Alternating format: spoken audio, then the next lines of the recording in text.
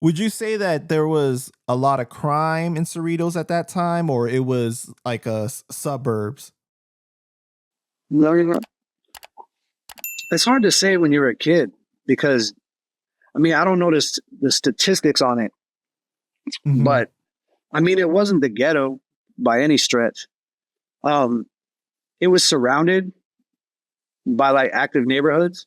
I mean Cerritos Right. kind of in the middle, Norwalk, Compton, Long Beach, uh, Bellflower, Pico Rivera, like all that stuff kind of surrounds that. Uh, but it wasn't bad. There was gangs and shootings and things of that nature, but I don't remember it as being bad. Like I don't have bad memories of that. Right. 'Cause that element was present, but it wasn't like overbearing as like living in like Compton or living in like Long Beach per se. It was like it bled over into Cerritos, basically. Yeah, yeah, you could say that. Like across the street from my house was a park. There's a really really nice Hmm. park. Had like a lake on it and all kinds of stuff. Like it was super nice. If you saw it, you'd be like, oh, I'm gonna take my wedding pictures here. But also like this set from Compton used to kick it there. Like so the whole like back parking lot would be full of Crips and things like that.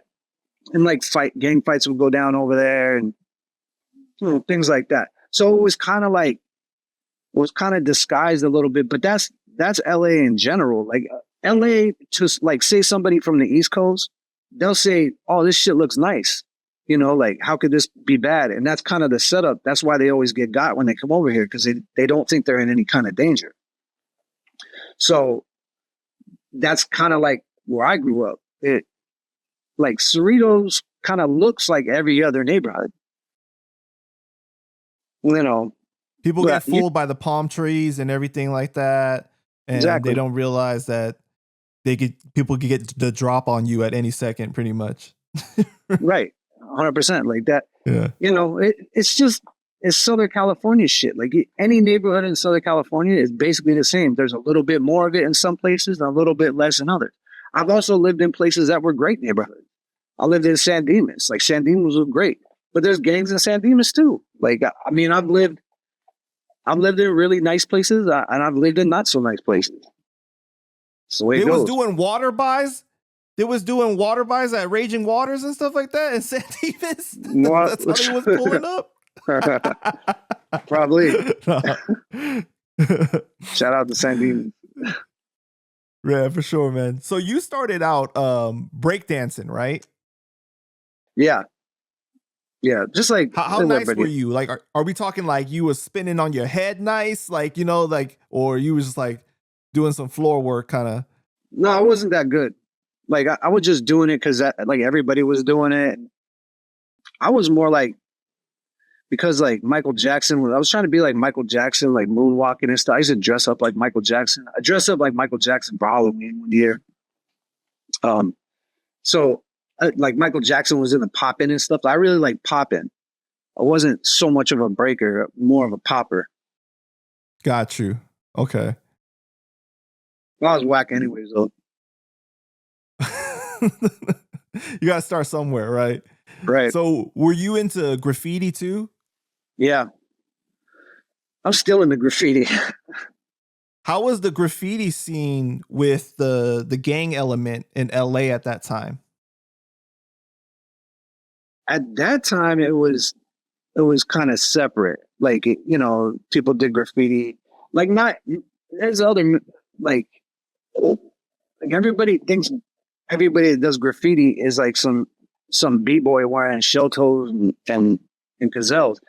It wasn't really like that when I was growing up. A lot of these dudes listen to straight up death metal. Mm. And they were graffiti writers. So it didn't really cross with the gangs. Like later on in the 90s, you started getting like tag banging and stuff like that. Then it got a little more serious. But I wasn't involved with things like that. Got you. I knew people that were, but that wasn't me. So you have friends that were in the element and stuff like that, but like you were mainly focused on hip hop and your own thing. Yeah, like I was kind of like the dude that rapped. So, you know, in any group of homies, you can have the dude, or you got your nerdy friend, you got your gangbanger friend, you got your graffiti writer friend, you got your money making friend, Right. you got the one that gets all the girls. I was the rapper dude. That's it. And I didn't really try to play in other people's lanes. Like I just let them do that. Hmm. Would you say that from an early age that you were very self aware, that you knew who you were, and like what that helped you like stay in your lane, pretty much? I knew what I wasn't. Like a, I knew I wasn't a gangbanger. Like you know, I knew I wasn't a lot of things, but I tried a lot of different things to figure out who I was.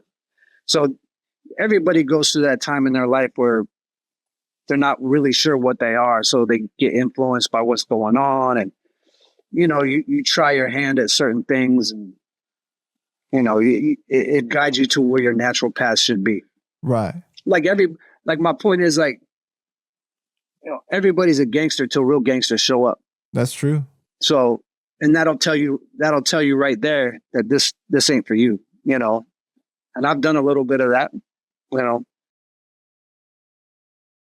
So Was that like something that was really mind opening for you to experience something like that, like early on? um yeah, it wasn't that deep. It was just like, you know, I've had a couple people close to me get shot and get killed. And you realize you don't want to run in them circles. Like even some of my best friends are running in them circles and they're getting killed and stuff like that. I had to step away. Like I can't be around it. You know, like I'm not cut from that. And that's not to say I don't handle my own or I haven't done some shit in my life. But you know, the quicker you're honest with yourself, the better off you're gonna be. Like, you know, or you're gonna be laying in a box next to him. You know? And I can say that Absolutely. now as a grown man. I wouldn't have told you the same thing 20 years ago. You know, R- right. like 20 years ago, I'd have been like, fuck that, let's go. Yeah.